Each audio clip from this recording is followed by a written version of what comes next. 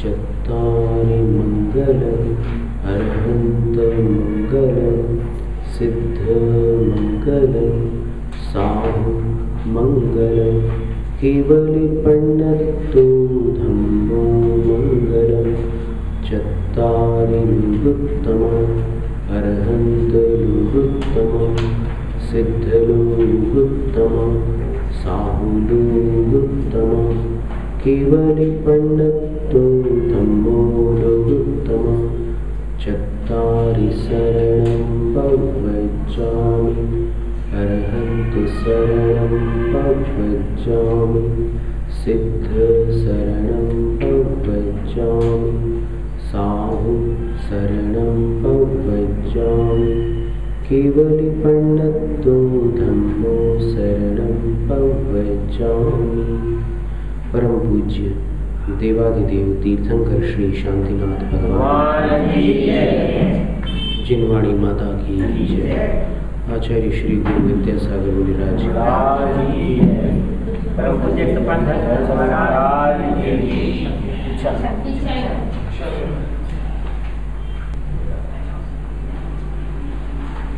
यस्य स्वयं स्वभावाप्ति रभावे कृत्स्नकर्मणः तस्मै संज्ञानरूपाय नमोस्तु परमात्मने।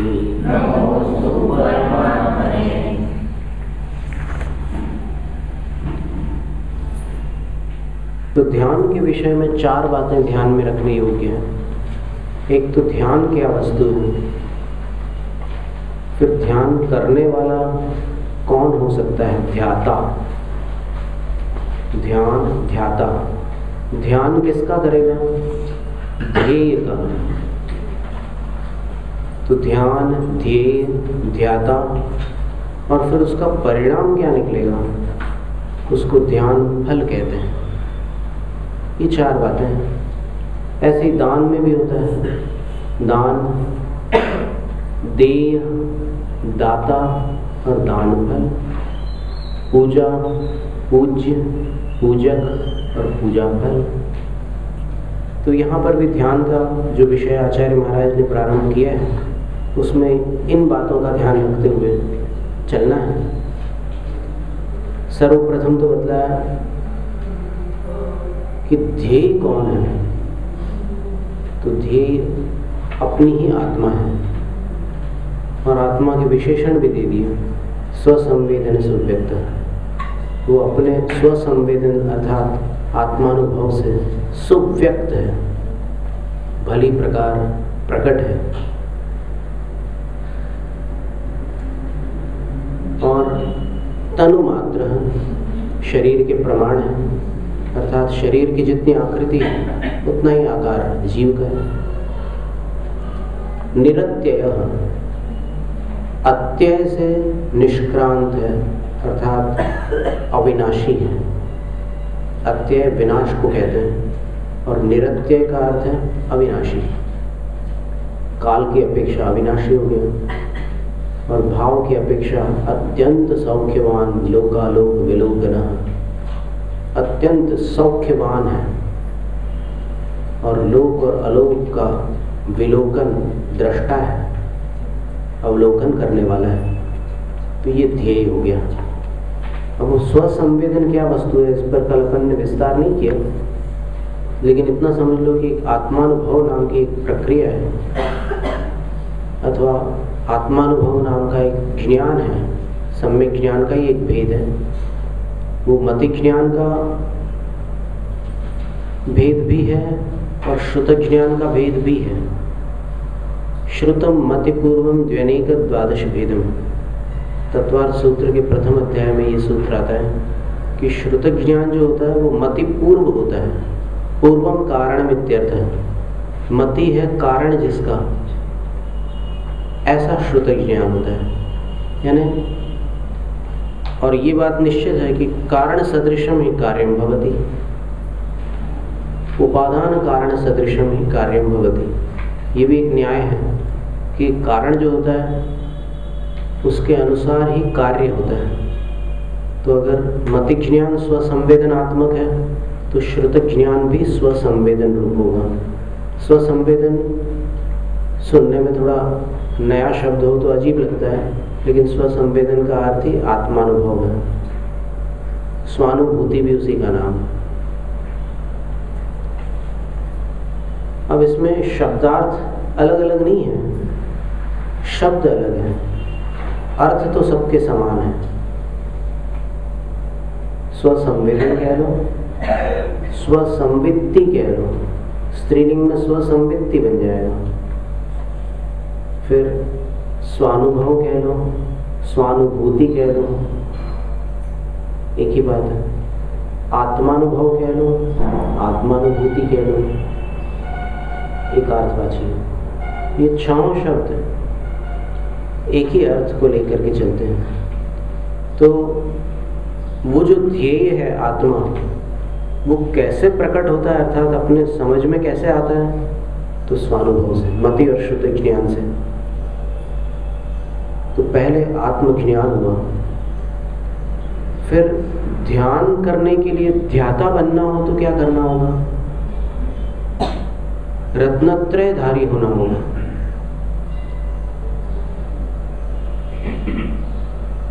ज्ञानार्णव की बात याद करो, कल जो बतलाई थी, जो कायर बाह्य परिग्रहों का त्याग नहीं कर सका वो अंतरंग कषायों को क्या जीतेगा, और कषायों को जीते बिना वह निर्विकल्प ध्यान कैसे संभव है? यहाँ पर निर्विकल्प ध्यान की चर्चा है, समझ लेना।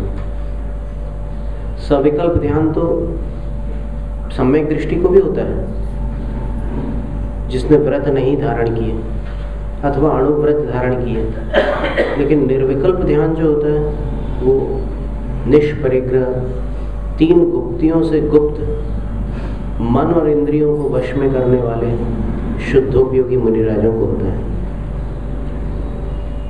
इसलिए जिस ध्यान का गृहस्थों के लिए निषेध किया है वो ध्यान सविकल्प ध्यान नहीं है। सविकल्प ध्यान तो करते ही हैं गृहस्थ, धर्म ध्यान ही तो होते ही हैं, क्योंकि धर्म ध्यान के स्वामी कौन है? चौथे, पांचवें, छठे, सातवें गुणस्थान वाले सारे जीव धर्म ध्यान के पात्र हैं। लेकिन निर्विकल्प समाधि जो है वो शुद्ध उपयोग दशा में मुनिराजों को होती है। बस इतना सरल समाधान है। अब क्योंकि निर्विकल्प समाधि का ही दूसरा नाम अभेद रत्नत्रय है। अब इस पर से विचार करो तो ये बात सरलता से समझ में आ सकती है कि जिसके पास भेद रत्नत्रय भी नहीं है वो अभेद रत्नत्रयात्मक निर्विकल्प समाधि को प्राप्त कर ही कैसे सकता है? समझ में आया? भेद रत्नत्रय हो फिर वो अभेद बने तब निर्विकल्प समाधि होती है। जहां भेद रत्नत्रय ही नहीं है तो फिर अभेद होने का प्रश्न ही कहां से उठता है? माने सम्यक दर्शन, सम्यक ज्ञान, सम्यक चरित्र, ये जब तक सविकल्प अवस्था में है, भिन्न भिन्न है, तब तक वो भेद रत्नत्रय है। और जब ये ही तीन निर्विकल्प हो जाते हैं, जहाँ ध्यान, ध्याता, ध्येय को न विकल्प वच भेद न, जहाँ वो स्थिति आ जाती है जब शुद्धोपयोग की, तब वो अभेद रत्नत्रय होता है। और शुद्धोपयोगी कौन होते हैं? तो प्रवचन सार में एक गाथा आती है, बिल्कुल प्रारंभ में ही गाथा आती है। सुविदित पयथ सुत्तो संजम तव संजुदो विगद रागो,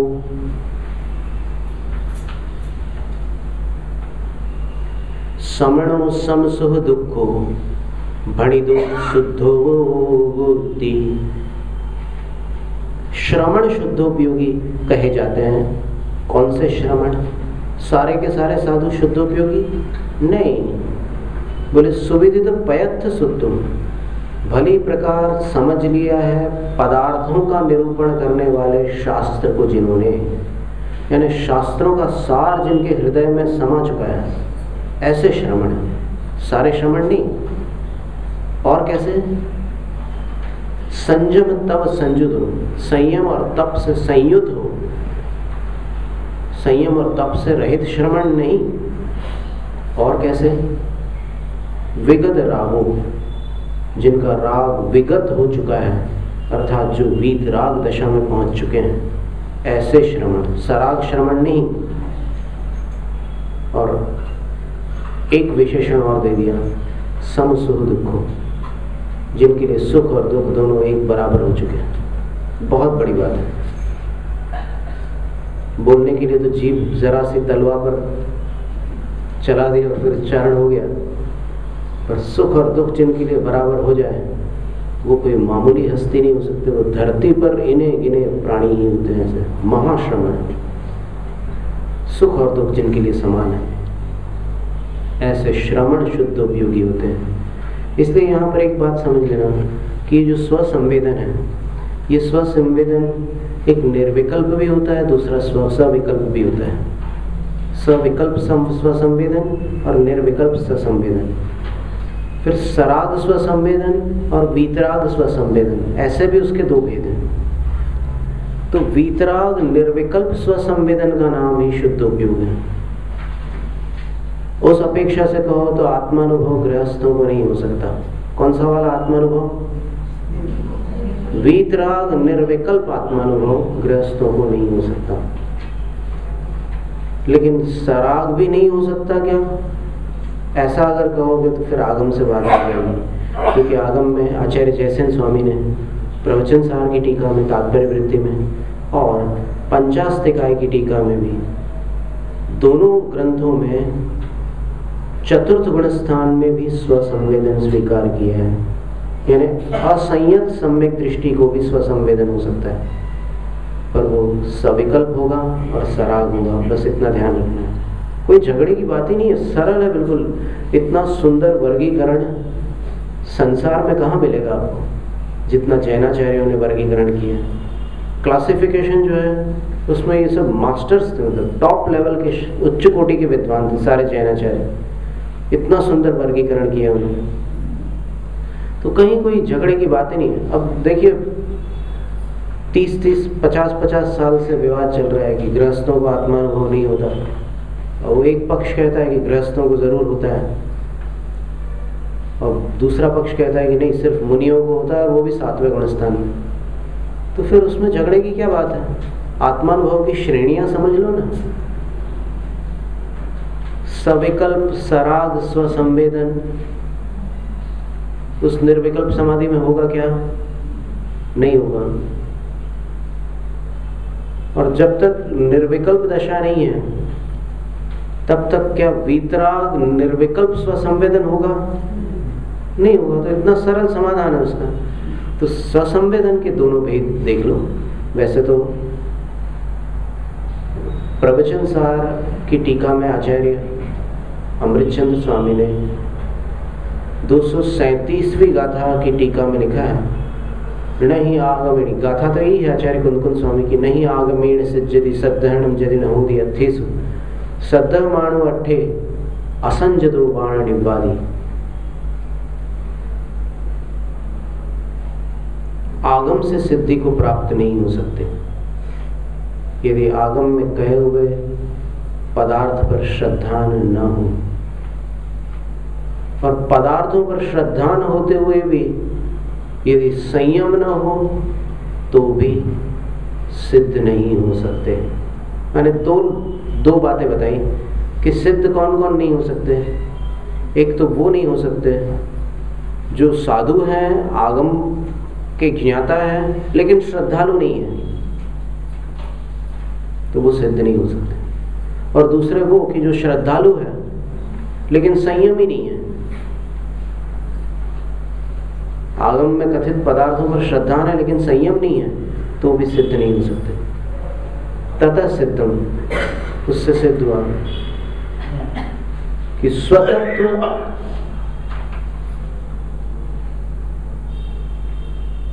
यथोदित आत्मानुभूति रूपम सम्यक ज्ञानम, यथोदित आत्म तत्व प्रतीति रूपम सम्यक दर्शनम असंयतस्य किं कुर्यात्। ततः सिद्धम संयम शून्यात् श्रद्धानात् ज्ञानात् वा नास्ति सिद्धि। टीका में आचार्य अमृतचंद स्वामी की पंक्तियां ऐसी है कि असंयमी के पास यथोदित आत्म तत्व की अनुभूति रूप सम्यक ज्ञान है। देखो अनुभूति की बात आ रही है। असंयमी के पास, असंयमी कौन सा गुणस्थान में? चौथे में। तो उसके पास भी आत्मानुभूति है। ऐसा आचार्य अमृतचंद स्वामी प्रवचन सार की 237वीं गाथा की टीका में कह रहे हैं।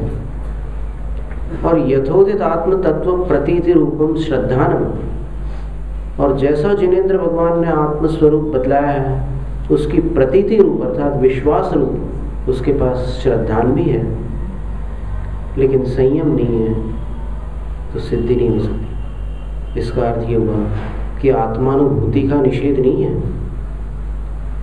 समस्या तब खड़ी होती है जब आत्मानुभूति और शुद्धोपयोग को एक मान लिया जाता है। किसने कहा कि दोनों एक हैं? ये आपने निर्णय कैसे कर लिया कि आत्मानुभूति और शुद्धोपयोग दोनों एक वस्तु है? इन दोनों में अंतर समझो ना। आत्मानुभूति, स्वसंवेदन, स्वानुभव, ये सब ज्ञान गुण की पर्याय हैं। और जिसके पास ये आत्मानुभूति है वो सम्यक दृष्टि ही होता है। और सम्यक दृष्टि यदि संयमी होकर निर्विकल्प दशा को प्राप्त हो जाए तो वही स्वसंवेदन निर्विकार निर्विकल्प स्वसंवेदन बन जाएगा। इसमें क्या आपत्ति है? बिल्कुल सीधा सरल हिसाब किताब है। राग चला गया तो फिर वीतरागता आ जाएगी, या राग कम होने से वीतरागता आती है, ऐसा जैन सिद्धांत नहीं कहता। भले विद्वानों ने ऐसा कहा हो कहीं पर, लेकिन राग कम होने से वीतरागता नहीं आती। वीतराग का अर्थ ही होता है वी विशेषेण इत गत रागो यस्मात् स वीतरागा। विशेष रूप से जिसमें से राग पूरा का पूरा निकल चुका है उसका नाम है वीतराग। घट गया है वो वीतराग नहीं है। घटने में और छटने में बड़ा अंतर है। घटना वीतरागता नहीं है, छटना या मिट जाना वीतरागता है। तो दोनों में बड़ा अंतर है। सराग स्वसंवेदन, वीतराग स्वसंवेदन, निर्विकल्प स्वसंवेदन, सविकल्प स्वसंवेदन। इसलिए कहीं कोई विवाद की स्थिति नहीं आती अगर आगम के सब प्रमाणों को अपन देख लें, सामने रख लें। जैसे प्रवचन सार और पंचास्तिकाय में जैसेन स्वामी ने चतुर्थ गुण स्थान में स्वसंवेदन कहा है, उसमें स्पष्ट रूप से गृहस्थ शब्द भी दिया हुआ है प्रवचन सार में। और पंचास्तिकाय की टीका में सराग सम्यक दृष्टि को स्वसंवेदन बतलाया है आचार्य जयसेन स्वामी ने, और आचार्य अमृतचंद स्वामी ने असंयत को यथोदित आत्मानुभूति रूप सम्यक ज्ञान का अस्तित्व बताया है। और इसके अतिरिक्त देखिए अनुभूति की 3 श्रेणियां। एक यथोदित आत्मानुभूति, जैसा जिनेंद्र भगवान ने आत्मा का स्वरूप बतलाया है उसकी वैसी अनुभूति। अब अनुभूति एक प्रकार का ज्ञान है। अनुभूति का हिंदी अर्थ मत लेना। अनुभूति का हिंदी अर्थ क्या होता है? आस्वादन। उर्दू में उसको एहसास कह सकते हैं, इंग्लिश में उसको एक्सपीरियंस कह सकते हैं। ठीक है ना? अभी सुनिए, अनुभूति का अर्थ हिंदी में क्या प्रसिद्ध है उसकी चर्चा चल रही है। अभी वहां तक अपन पहुंचे नहीं है। तो हिंदी में अनुभूति का अर्थ होता है अनुभव करना। जो रसगुल्ला खाता है उसी को उसके स्वाद का अनुभव होता है, ये अनुभव है हिंदी में। लेकिन आत्मानुभव में ये वाला अनुभव नहीं है, इससे भिन्न श्रेणी का अनुभव। क्योंकि अनुभूति का अर्थ शास्त्रों में इससे भिन्न है। एक्सपीरियंस अलग है, अनुभव का अर्थ भोग भी होता है। सुध परिचिदानुभूता सब्वस्व विकाम भोग बंध का, समय सार की 4थी गाथा में आचार्य कुंकुन स्वामी कह रहे हैं कि सब ने काम भोग और बंध की कथा का अनुभव किया है, अर्थात सबने इनको भोगा है। अनुभव का अर्थ भोग भी होता है। अनुभव शब्द के बहुत सारे अर्थ हैं। अनुभव का अर्थ एहसास होता है, अनुभव का अर्थ भोग होता है, अनुभव का अर्थ शक्ति भी होता है। विपाक अनुभव, फलदान शक्ति इत्यर्थ, कर्मणः फलदान शक्ति ही विपाका। तत्वार्थ के 8वें अध्याय में ये सूत्र आता है। अनुभव क्या है? बोले कर्मों की फल देने की जो शक्ति है उसका नाम अनुभव है। उसको अनुभाग बंध भी कहते हैं। अलग अलग पाप कर्म की 4 प्रकार की शक्तियां होती है, पुण्य की भी 4 प्रकार की शक्तियां होती है। पाप कर्म कड़वे होते हैं, पुण्य फल मधुर होता है। तो पाप के 4 भेद जो हैं शक्ति की अपेक्षा से, निम्ब, लीमड़ा जैसा कड़वा, नीम जैसा कटु। फिर उसका दूसरा जो भेद है वो कांजीर। कांजीर का अर्थ होता है करंज। करंज का पेड़ देखा ना कभी? उसमें इतने बड़े बड़े बीज होते हैं, उसका तेल भी निकलता है और बीजों को घिसकर पैरों पर भी लगाते हैं साधुओं की सेवा करते समय लोग। करंज, उसको हिंदी में कंजी बोलते हैं। तो वो नीम से ज्यादा कड़वा होता है। तो यदि पाप सामान्य श्रेणी का होगा तो फिर नीम जैसा कड़वा, उससे ज्यादा तीव्र हुआ तो कंजी जैसा कड़वा होगा, और उससे ज्यादा कड़वा हुआ तो विष जैसा, और सबसे ज्यादा कड़वा हुआ चतुस्थानीय तो वो हलाहल जैसा होता है, कालकूट जिसको कहते हैं, हलाहल, पोटेशियम साइनाइड, सबसे खतरनाक जहर।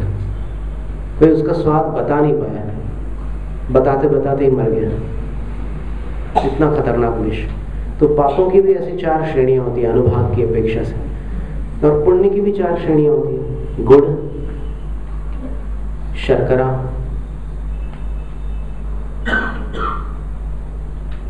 नहीं, गुड़ के बाद शर्करा ना लेकर बीच में एक और श्रेणी आएगी, खांड। गुड़, खांड, शर्करा और अमृत।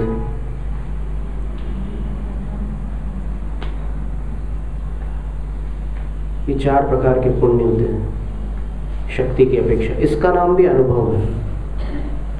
तो अनुभव के बहुत सारे अर्थ हैं, लेकिन शास्त्रों में जो अनुभव शब्द है उसका अर्थ क्या लेना। जैसे कल्याण मंदिर स्तोत्र है, उसके चौथे काव्य में अनुभव शब्द आता है। चौथा काव्य याद है किसी को? मोहक्षयादनुभवन्नपि नाथ मर्त्युः नूनं गुणान् गणयितुं न तव क्षमेत कल्पान्तवान्तपयसः प्रकटोऽपि यस्मात् मीयेत केन जलधेर्ननु रत्नराशिः। मोहक्षयात्, मिथ्यात्व के नाश से, मर्त्य मनुष्य, तव गुणान, हे पार्श्व प्रभु आपके गुणों को, अनुभवन्नपि, अनुभव करते हुए भी, आपके गुणों का अनुभव करते हुए भी, नूनम गणयितुम न क्षमेत, निश्चित रूप से उनकी गिनती लगाने में समर्थ नहीं हो सकता। क्या हुआ इस पंक्ति में? एक सम्यक दृष्टि जीव तीर्थंकर भगवान के गुणों का अनुभव करते हुए भी उनको गिन नहीं पा रहा है। अनुभव करने का अर्थ क्या लोगे वहां पर?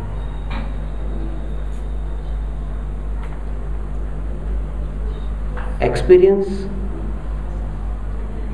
एक्सपीरियंस तो केवल अपनी वर्तमान पर्याय का होता है, न द्रव्य का होता है, न गुण का होता है, न पर पदार्थों का होता है। अनुभव सिर्फ अपनी वर्तमान पर्याय का होता है। आप विचार करके देखिए इस पंक्ति पर, इसमें कितना तथ्य है वो ढूंढिए हम। अनुभव किसका होता है? महावीर स्वामी केवल ज्ञान के द्वारा अपने त्रिकालवर्ती पर्यायों को जानते जरूर हैं, लेकिन अनुभव वर्तमान के अनंत सुख का करते हैं।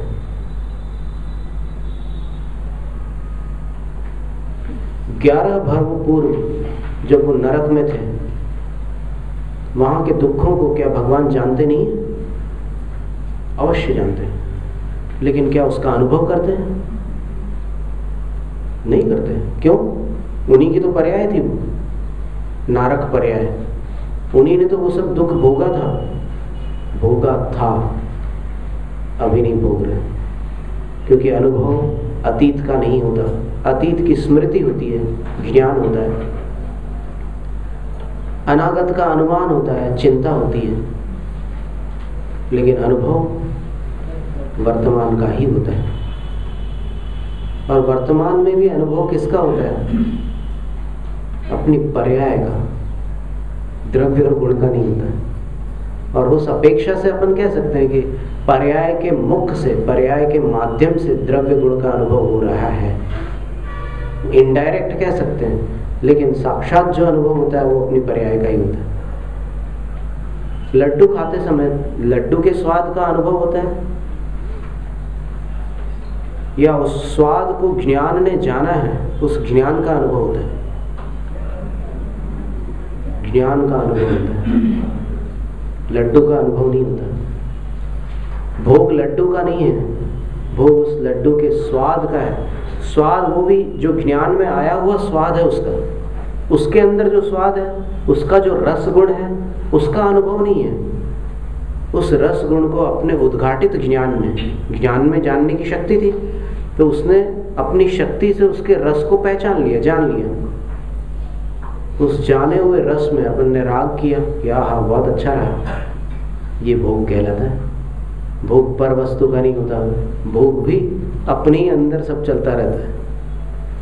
ये सब थोड़ी सूक्ष्म बातें हैं, लेकिन विचार करने पर समझ में आती है। ऐसा नहीं है कि अपने पास उतना ज्ञानावरण का क्षयोपशम न हो, क्षयोपशम को लगाने की देर है। लगाओ तो पता चलता है कि हाँ ये बात है।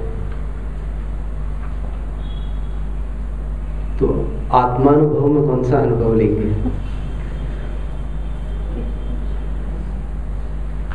कल्पांत वांत पयस प्रकटोपि यस्मात् मीयेत केन जलधेर रत्न राशि। प्रलय काल में जब पानी उछल जाता है समुद्र का, तब नीचे की रत्न राशि प्रकटोपि प्रकट हो जाती है, लेकिन फिर भी प्रकट होने पर भी केन मीयेत, उनकी गिनती कौन लगा सकता है? कौन माप सकता है कि इसमें 30,000 रत्न थे या 24,000 थे, कितने थे? कौन माप सकता है? कोई नहीं। बस प्रकट हो जाते हैं वो गुण, वो रत्न प्रकट हो जाते हैं पानी हटने से। इसी प्रकार आत्मा से मिथ्यात्व का पर्दा हटने से आत्मा को भगवान के गुणों का अनुभव हो जाता है। अनुभव का अर्थ यहाँ पर स्वाद नहीं है, एहसास नहीं है। अनुभव का अर्थ क्या हो सकता है, इस पर आपको विचार करना है। इसी तरह समयसार ग्रंथ में 15वीं गाथा की टीका में आचार्य अमृतचंद स्वामी ने लिखा है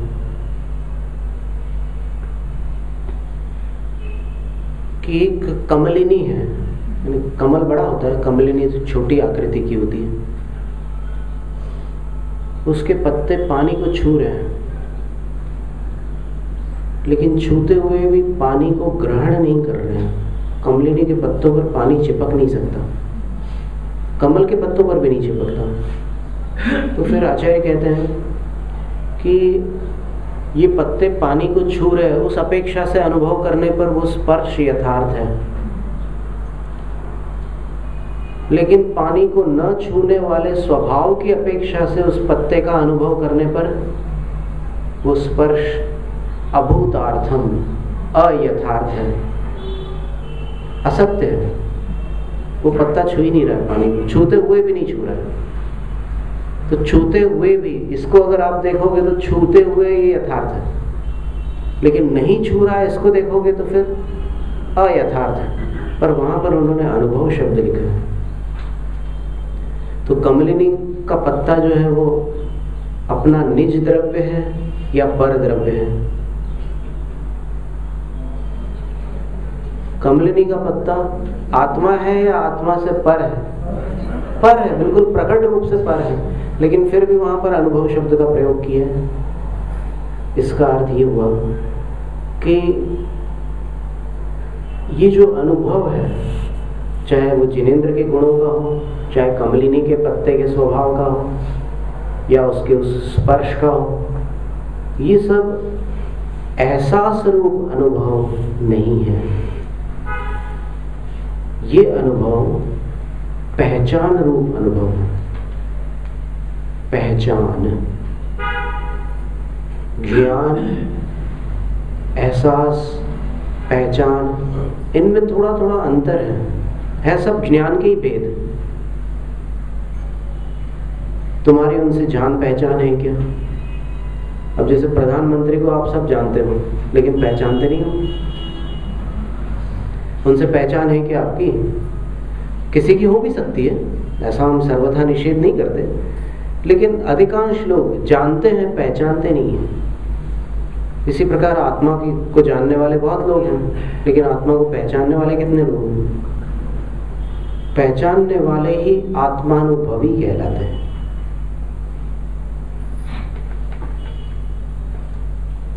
और वो स्वसंवेदन सुव्यक्त का ये अर्थ होता है कि अपनी पहचान से जो प्रकट होती है वो आत्मा अपने ध्यान का ध्येय है। और वो पहचान सविकल्प अवस्था में, सराग अवस्था में अपने ढंग से होगी, लेकिन यथोदित होगी। जैसे जिनेंद्र ने कही है, आत्मा उस रूप में ही होगी। फिर दूसरी श्रेणी जो आत्मानुभूति की है, यथोदित आत्मानुभूति के बाद दूसरा जो है उसका विकल्प, उसका नाम है एकदेश आत्मानुभूति। एकदेश आत्मानुभूति संयम धारण करने पर होती है। पहली प्रतिमा से 11वीं प्रतिमा तक वो एकदेश आत्मानुभूति रहती है। और वहां पर भी आत्मा शब्द का अर्थ समझ लेना क्या होगा। एक देश आत्मानुभूति यानी एक देश रत्नत्रय, उसकी अनुभूति वो वहां पर रहती है पंचम गुण स्थान में, पहली प्रतिमा से लेकर आर्यिका माताओं तक एक देश आत्मानुभूति है।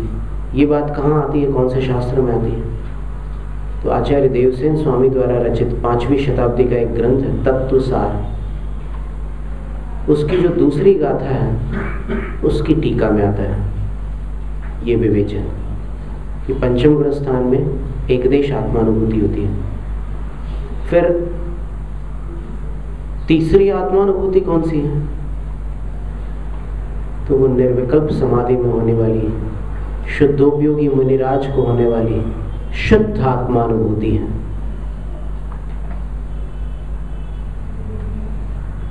और शुद्धात्मानुभूति का जहां जहां वर्णन है वहां आचार्य जयसेन स्वामी ने अभेद रत्नत्रयात्मक निर्विकल्प समाधि के काल में ही उसको स्वीकार किया है।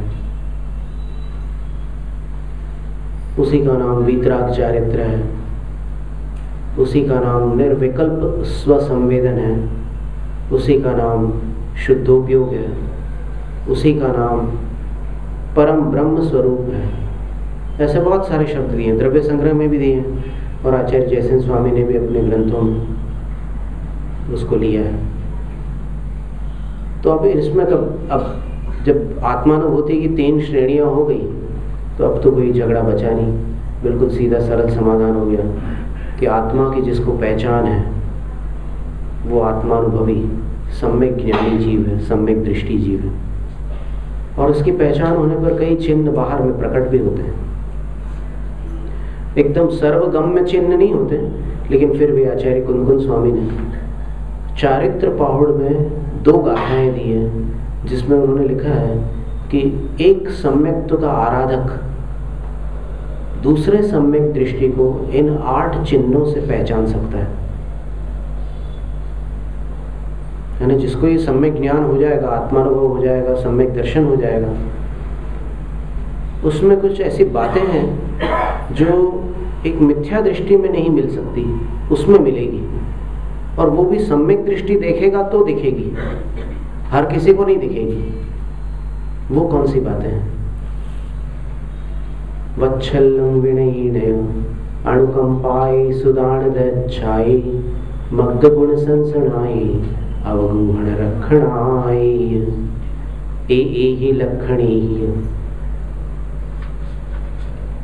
लखिजय अजबे भावे जीवो आराहंतु जिन सम्मतम अमोहेण।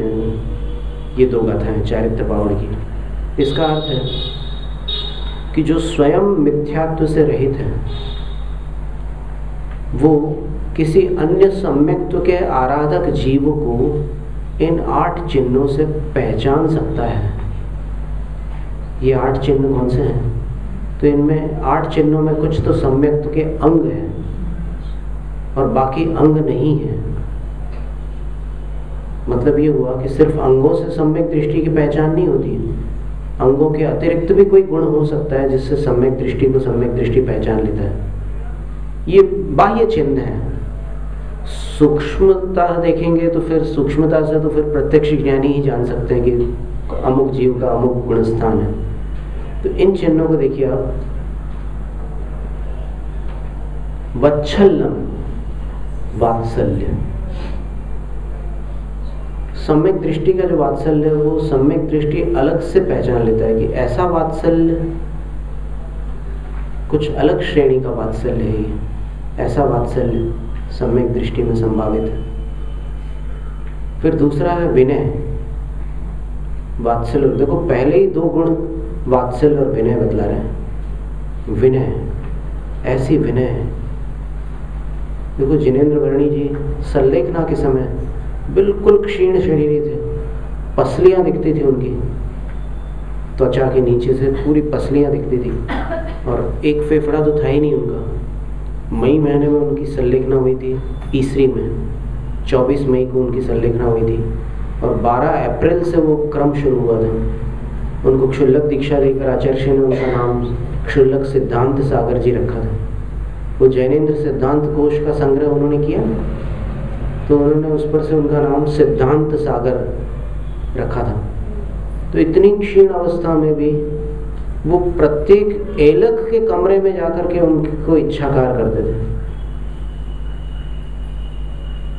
कितनी विनय थी, विचार कीजिए आप। जब आचार्य वंदना होती है और सब लोग इकट्ठा होते हैं उस समय सबको एक साथ नमस्कार कर लेने से तो काम शॉर्ट में पूरा हो जाए, लेकिन ऐसा नहीं। वो सबके कक्ष में अलग से जाते थे और फिर वंदना करते थे। तो उन्होंने कहा कि महाराज आप यहाँ क्यों आते हैं, हम लोग आपके पास आ जाया करेंगे। बोले कि नहीं, छोटा ही बड़ों की विनय करता है। इतनी विनय थी उनको। और भगवान को नमस्तु करते करते कई बार जब भगवान पर उनकी दृष्टि स्थिर होती थी तो कभी कभी आंखों में आंसू भर आते थे। इतनी विनय। तो वात्सल्य से और विनय से सम्यक दृष्टि की पहचान होती है। और फिर और भी चिन्ह दिए हुए, अनुकंपाएं, उसके अंदर जो करुणा होती है कि मेरे कौन से शब्द से किसको ठेस पहुंच जाएगी, उसके प्रति भी वो सावधान रहते हैं, कहीं किसी को पीड़ा ना हो जाए। अनुकंपा शारीरिक प्रवृत्ति से, वाचनिक प्रवृत्ति से और मानसिक विचारों से भी। अनुकंपा का अर्थ होता है दया, वात्सल्य, विनय, दया और सुदान दच्छा है। सुपात्र को दान देते समय जो कुशलता सम्यक दृष्टि में देखने को मिलती है वो अन्यत्र संभव नहीं है। कहीं कोई ट्रेनिंग नहीं ली है उसने, लेकिन फिर भी वो जब वहां पहुंच जाता है तो उसको न जाने कैसे इंट्यूशंस होते हैं कि अब इस समय क्या जरूरत होगी महाराज श्री को या इन पात्र को। कुछ दिया है आपने भोजन में और उसके बाद जैसे मान लो वो रुक गए, कुछ ले नहीं रहे हैं, तब उसको पता नहीं कहाँ से ये सूझ जाता है कि इस समय अमुक वस्तु चला दो, ले लेंगे और फिर ले लेते हैं।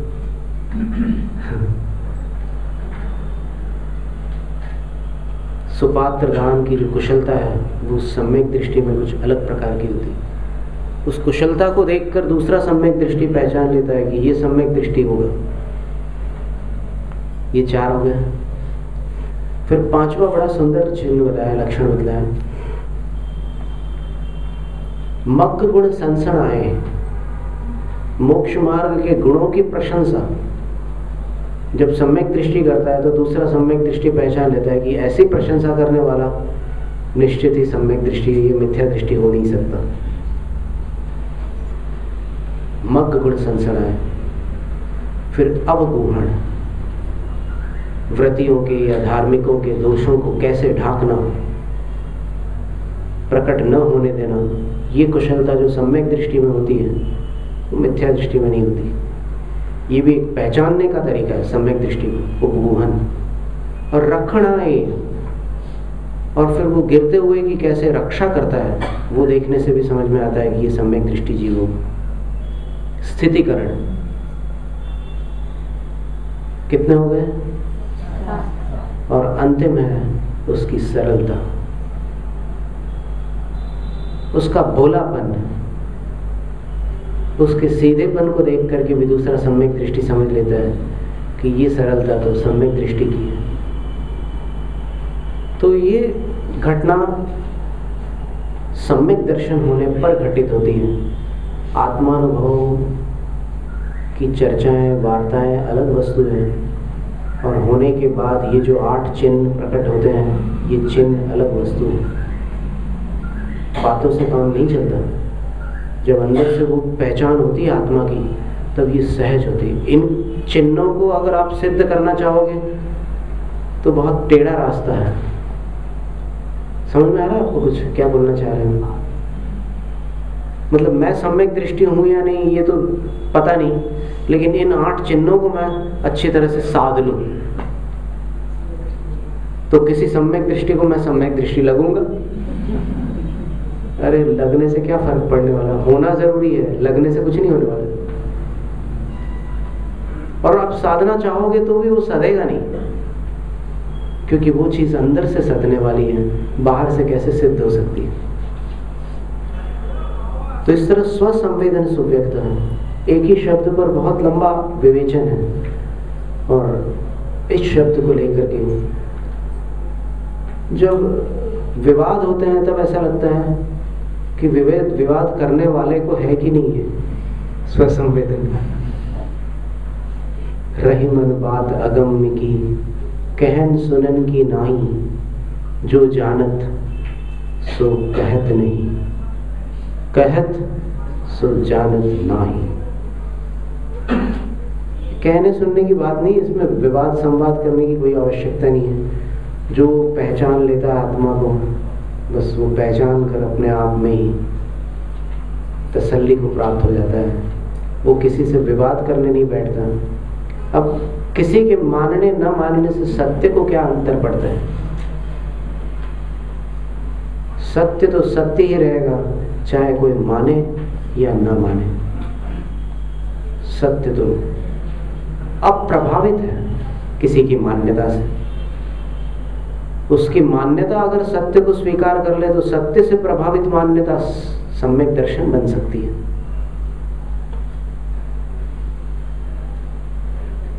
लेकिन उसकी मान्यता से सत्य प्रभावित नहीं होने वाला।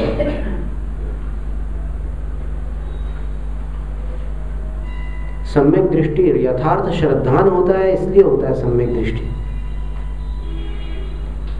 वस्तु तो अपनी जगह है, जैसी है वैसी है। मिथ्या दृष्टि में भी जो कारण कार्य व्यवस्था है वो वही चल रही है जो जिनेंद्र भगवान ने बताई है। वो मान नहीं रहा है, उससे क्या करोगे बताओ? मान नहीं रहा है तो क्या करोगे? अब कहें कि भाई तुम्हारे भीतर एक आत्मा है, उसमें कर्म परमाणु बंधे हुए हैं। अरे मैं नहीं मानता। नहीं मानने से सत्य तो बदलता नहीं, सत्य तो जैसा है वैसे ही रहता है। तो ये आत्मानुभव एक सम्यक ज्ञान है। और शास्त्रीय दृष्टि से विचार करें, माने शास्त्र ज्ञान की दृष्टि से विचार करो तो सम्यक दृष्टि का शास्त्र ज्ञान और मिथ्या दृष्टि का शास्त्र ज्ञान, इनमें कोई फर्क नहीं है। क्यों नहीं है? क्योंकि 11 अंग के पाठी मुनि मिथ्या दृष्टि हो सकते हैं, और 11 अंगों में आत्मा का भरपूर वर्णन मिल जाएगा आपको। इतना वर्णन कि जो आज सारे शास्त्र इकट्ठा कर दो तो भी ना हो, वैसा वर्णन उसमें मिल जाता है 11 अंगों में। तो शब्द ज्ञान की अपेक्षा से एक सम्यक दृष्टि में और एक मिथ्या दृष्टि में कोई अंतर नहीं है, लेकिन जो भावश्रुत है, अंदर से जो पहचान है, उसमें फर्क है। उसने उसको स्वीकार कर लिया है, इसने शब्दों में स्वीकार किया है लेकिन भावों में स्वीकार नहीं किया है।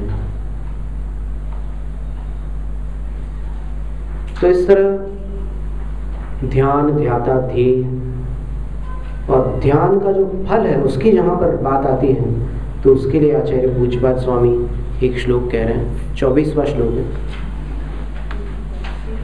परीशहाद्य विज्ञाना दास्रवस्य निरोधिनी जायते ध्यात्मयोगेन कर्मणामाशु निर्जरा। परीशहाद्य विज्ञाना दास्रवस्य निरोधिनी जायते ध्यात्मयोगेन कर्मणामाशु निर्जरा। अध्यात्म योगेन, अध्यात्म योग का अर्थ होता है आत्मा का ध्यान। योग शब्द के कोश में 32 अर्थ है। योग का एक अर्थ ध्यान भी होता है। तो अध्यात्म योग से यानी अधि आत्मनि इति अध्यात्मम, अध्यात्म योग तेन, अध्यात्म योगेन, आत्म ध्यान द्वारा कर्मणाम निर्जरा आशु जायते, कर्मों की निर्जरा आशु तत्काल जायते हो जाती है। ध्यान से कर्मों की निर्जरा तत्काल हो जाती है। बड़ी विचित्र बात है, ये ध्यान में कितनी अभूतपूर्व शक्ति है, अचिंत्य शक्ति है, जिसके मन से आप कल्पना भी नहीं कर सकते, उतनी शक्ति ध्यान में होती है। और वो निर्जरा कैसी होती है? तो बोले आश्रवस्य निरोधिनी, आश्रव को रोक, निरोधिनी सती, आश्रव को रोकती हुई वो निर्जरा होती है। निर्जरा तो सभी जीवों की चालू है। सविपाक और अविपाक दो प्रकार की निर्जरा है।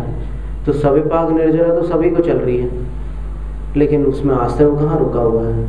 आश्रव भी चल रहा है, निर्जरा भी चल रही है। कोई काम की नहीं, खिड़की खुली हुई है, धूल अंदर आ रही है और इधर से झाड़ू भी लगा रहे हैं, कोई फायदा नहीं है। लेकिन यहाँ पर ये संवर पूर्विका निर्जरा होती है। आश्रव से निरोधिनी का अर्थ होता है संवर सहिता, संवर सहित निर्जरा होती है कर्मों की, और तत्काल होती है, बहुत देर नहीं लगती, तुरंत निर्जरा होती है। और ध्यान के समय अध्यात्म योग से, आत्म ध्यान से बीच में क्या घटना घटती है? आश्रवों का निरोध हो रहा है और फिर कर्मों की निर्जरा हो रही है। ये तो सब बहुत भीतर की घटनाएं हैं, लेकिन अपने को क्या फील होता है? मतलब ध्यान करने वाले को उस समय एहसास में क्या फल प्राप्त होता है? तो बोले परिशहाद्य विज्ञानात्, परिशहों का अविज्ञान होता है, अर्थात कष्टों का भान न होने के कारण ये निर्जरा होती है। और कष्टों का भान क्यों नहीं रहता? क्योंकि आत्म ध्यान में वो डूब गए हैं। आत्म ध्यान में डूबने पर कष्टों का एहसास नहीं रहता, क्योंकि अंतरंग में जो विशुद्धि प्राप्त होती है आत्म ध्यान में डूबने पर, उस विशुद्धि के साथ आनंद आए बिना रह नहीं सकता। विशुद्धि बढ़ेगी तो आनंद आएगा ही आएगा, और उस आनंद में जो कष्ट का दुख है, जो परेशानियों का वेदन है, वो छूट जाएगा।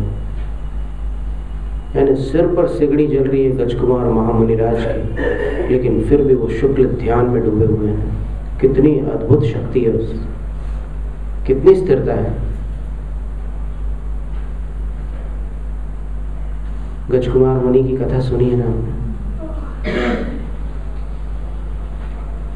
सोम शर्मा ने उनके मस्तक पर सिगड़ी जला दी और उसमें उनका सिर जल करके फट भी गया। लेकिन तो भी वो अपने ध्यान से विचलित नहीं हुए।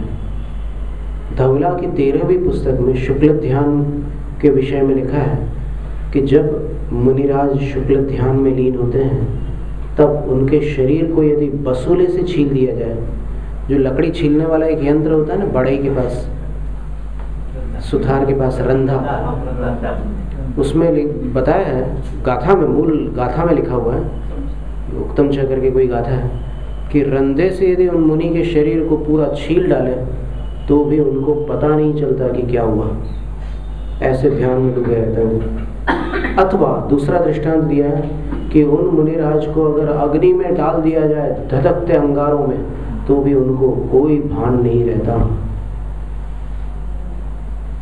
क्या अद्भुत बात है।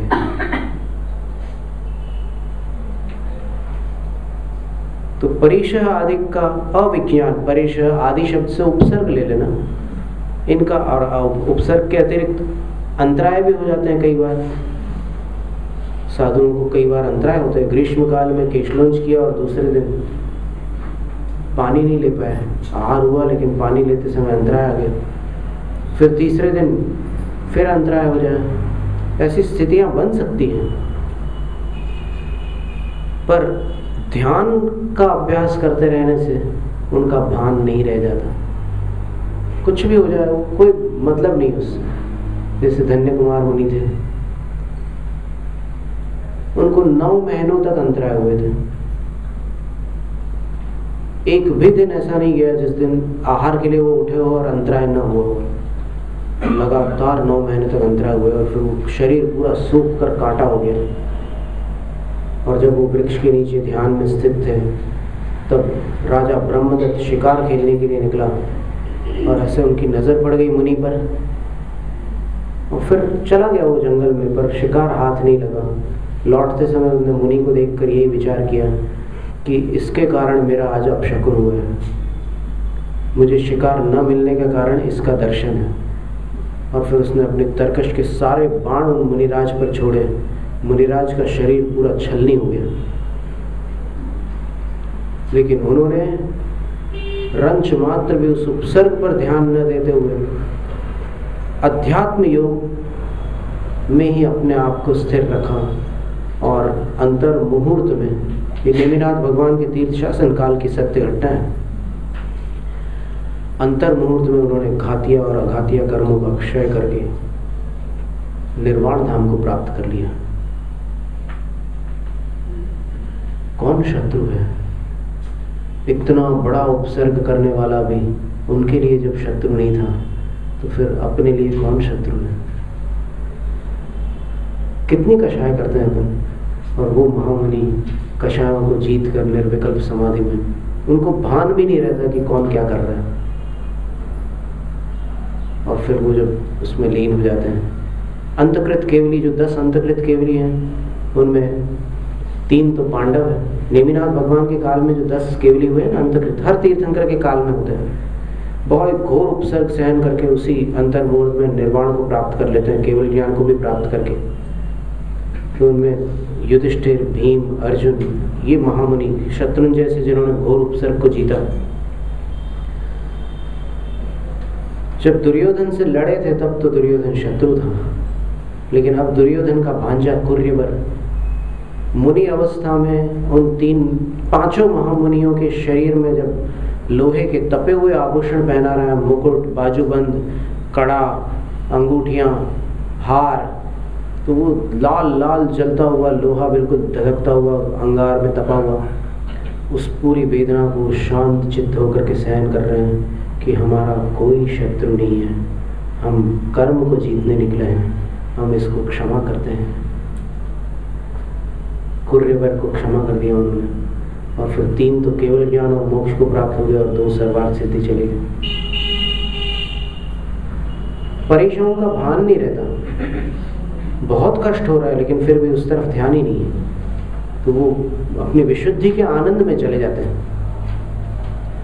आनंद के सामने कष्ट फीका पड़ जाता है। क्या अद्भुत युद्ध है ये, इधर आनंद है उधर कष्ट है। कष्ट प्रवेश नहीं कर पाता आत्मा में, कष्ट जहाँ है वहीं रह जाता है और आत्मा विशुद्धि के आनंद में डूबी रहती है। यो चिंत निज में थिर भय तब अकथ जो आनंद लयो, सो इंद्र नाग नरेंद्र या अहमिंद्र के नाही कहो। तो संसार में अन्य किसी देव को भी प्राप्त नहीं है वो आनंद उन साधु को प्राप्त होता है। और उस आनंद के कारण परेशानियों का भान नहीं रह जाता। यही बात आचार्य महाराज फिर कहेंगे 48वें काव्य में, आनंदो निर्दहत्युद्गम कर्मेंधन मनारतम न चासौ खिद्यते योगी बहिर्दुखेश्व चेतना। 48वां ही है।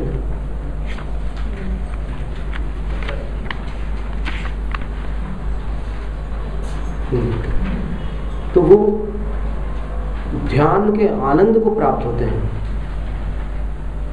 इसीलिए कहा है कि आत्मा का स्वभाव केवल अस्तित्व, सत्ता और चेतना नहीं है, ये सच्चिदानंद स्वरूपी है, चिदानंदमय रूप है। चिदानंदैक रूपाय जिनाय परमात्मा। क्या सुंदर शब्द है। आनंद शब्द में सुख से भी कोई गहरी चीज संकेत को प्राप्त होती है।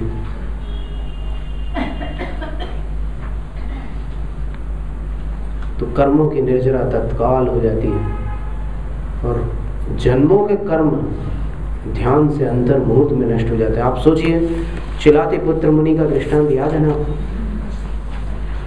जीवन में कभी पुण्य नहीं किया उसने, हमेशा पाप कमाता रहा, लेकिन फिर भी अंतिम 8 दिनों में ध्यान लगाकर सर्वार सिद्धि विमान में इंद्र पद को प्राप्त कर लिया। कल्पना कीजिए आप, ये है मुनि मुद्रा का और ध्यान का प्रभाव। सिर्फ मुनि मुद्रा का नहीं कह सकते, साथ में ध्यान भी बहुत अनिवार्य है। जावाणी के ज्ञान ते सुझे लोगालो, सुवाणी मस्तक चरण